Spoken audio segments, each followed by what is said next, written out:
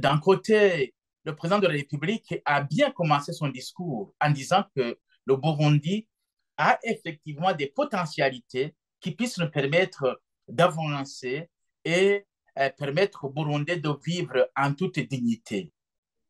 Mais dans la deuxième partie de son discours, il a versé dans le militantisme, justement, en essayant de dénigrer ce qu'est la Belgique, que la différence entre le Burundi et la Belgique, c'est l'eau chaude, c'est l'eau froide, et qu'avec ces éléments, on n'en a pas besoin. Voilà. Donc, j'aurais souhaité qu'il puisse approfondir cette capacité des Burundais d'aller au-delà de ce que nous voyons aujourd'hui sur le terrain. En fait, il devait aussi aller au-delà en essayant d'entrer en profondeur en comparant ces deux pays où se trouve la différence. Effectivement, en Belge et en Burundais, est-ce qu'ils sont comparables en termes du niveau de vie? Il n'y a pas de comparaison. Et en effet, le Burundi a des potentialités sur le plan des richesses souterraines que nous pouvons justement nous développer.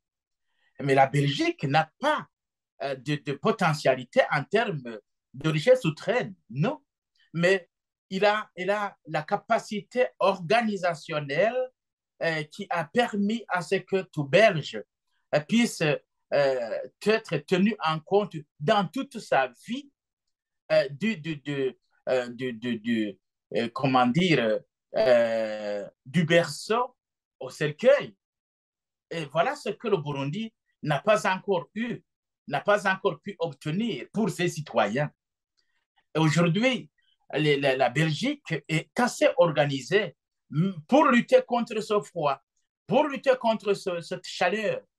Et donc, mais le Burundi n'a rien fait pour permettre aux Burundais d'avoir le minimum vital. Quand je vois des exemples patents, c'est est-ce que le Burundi a de quoi se nourrir aujourd'hui? Allez-y voir. Est-ce que le Burundi peut se déplacer aisément quand il le veut d'une commune à l'autre, d'une province à l'autre, d'une ville à l'autre? Il n'y a pas de carburant. Est-ce que le Burundi a tout le nécessaire? Déjà, il n'a pas de sucre.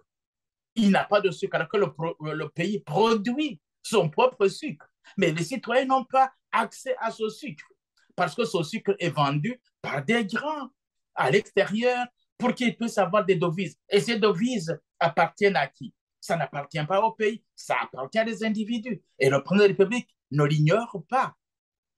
Alors, la Belgique a organisé son territoire. Nous avons exactement presque les mêmes dimensions. Nous avons exactement presque la même population. Mais quand je vois comment la Belgique est organisée, la commune est la centrale de tout. Le citoyen belge reçoit tout de sa commune. Tout de sa commune. Est-ce qu'aujourd'hui, le citoyen burundais peut avoir tout de sa commune? Non. Mais la Belgique a su organiser son territoire en déplaçant les populations des collines vers les villes pour que tout citoyen belge ait accès à l'électricité et accès à l'eau et à d'autres services connexes. Avec ces deux éléments, les populations se sont rassemblées et ils ont accès aux services. Ils créent du travail. Et tout le monde est en train est occupé à faire quelque chose.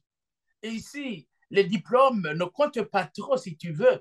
Il y a beaucoup de citoyens dans une commune donnée et tout le monde, indépendamment de son diplôme, touche un salaire respectable qui puisse lui permettre de subvenir à ses besoins du 1er au 31 décembre. Du 1er janvier au 31 décembre. Et voilà la différence entre le Burundi et la Belgique. Donc, le président devrait plutôt nous montrer,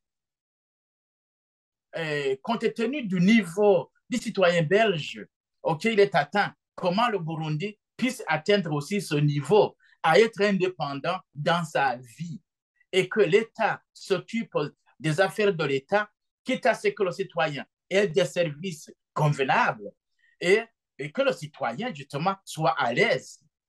Mais on n'a pas encore ça. Donc, le président de la République, je ne sais pas ce qu'il pense, ce qui est dans sa tête, mais je ne l'ai jamais entendu approfondir ce genre de débat, quitte à ce qu'il nous démontre aux Burundais comme ils peuvent vivre aisément en toute dignité. Et voilà ce qui nous manque. Tous ces discours résonnent de la propagande.